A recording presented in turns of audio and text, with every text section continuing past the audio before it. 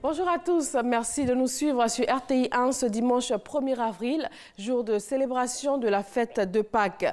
Les chrétiens commémorent donc la résurrection de Jésus, un principe fondamental du christianisme. Les fidèles chrétiens de Côte d'Ivoire ont commémoré dans la nuit d'hier le passage de Jésus des ténèbres à la lumière. Une célébration qui marque la résurrection du Christ 3 jours après sa mort sur la croix. C'est une invitation au renouvellement de soi et à la conversion.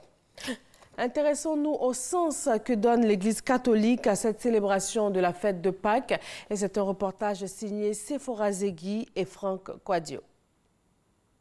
La Pâque est la fête la plus importante du christianisme. C'est aussi le rappel de la mort et de la résurrection de Jésus, précédé du dernier repas du Christ avec ses apôtres avant son arrestation et sa crucifixion.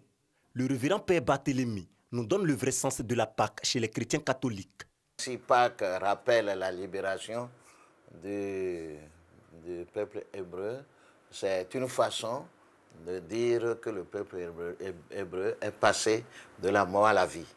Jésus-Christ, en ressuscitant de la mort, donne l'espérance à toute l'humanité du passage de la mort à la vie. Dans l'Église catholique, Pâques est marqué par des symboles.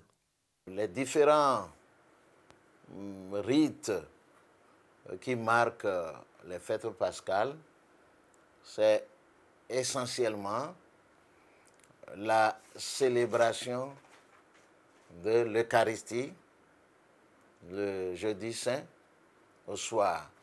On appelle cela la Sainte Seine.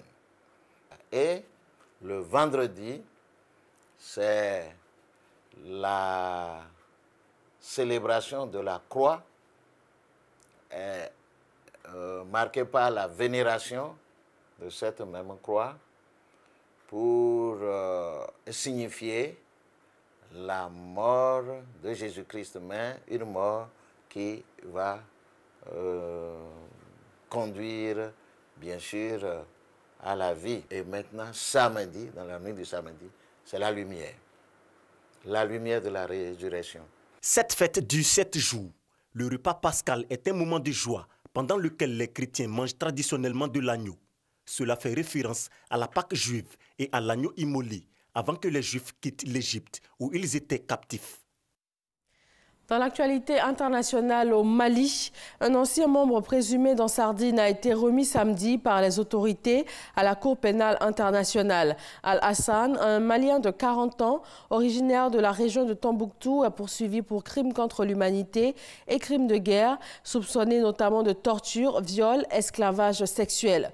On l'accuse aussi d'avoir pris part à la destruction des mausolées des 100 musulmans de Tombouctou, crime pour lequel un autre ancien membre dans Sardine avait été condamné par la CPI en 2016. En République démocratique du Congo, Félix Tshisekedi a été élu président de l'UDPS, un parti de l'opposition. Il est désigné candidat de ce parti à la présidentielle prévue pour décembre prochain. La cérémonie de son investiture a eu lieu hier samedi à Kinshasa. Le président américain a annoncé que son pays va quitter la Syrie très bientôt, notamment dans la mesure où les djihadistes du groupe État islamique sont en passe d'être totalement vaincus. Une déclaration contraire à toutes les positions exprimées jusque-là. Et la Maison-Blanche a également ordonné de geler plus de 200 millions de dollars, soit plus de 100 milliards de francs CFA de fonds initialement destinés à la reconstruction en Syrie.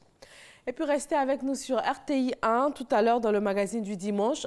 La liberté d'expression, la liberté de la presse, quelles contraintes, quelles obligations, quelles limites ici en Côte d'Ivoire. Le procureur de la République sera avec nous pour répondre à ces questions. Merci de rester avec nous donc sur RTI 1. Très bon dimanche et excellente fête de Pâques à tous les chrétiens.